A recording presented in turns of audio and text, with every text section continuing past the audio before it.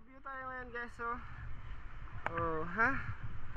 Nakikita nyo po na yan, yung malalakas na alon na bumabangga dyan sa bato.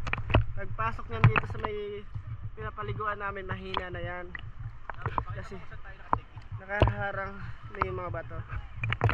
Doon po kami naka-check-in, no? Yun, yung mga building na yan. Ayan, oh. Yung parang palasyo na yan. Diyan kami naka-check-in.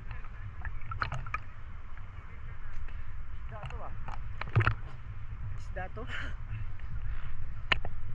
Isda to? Isda?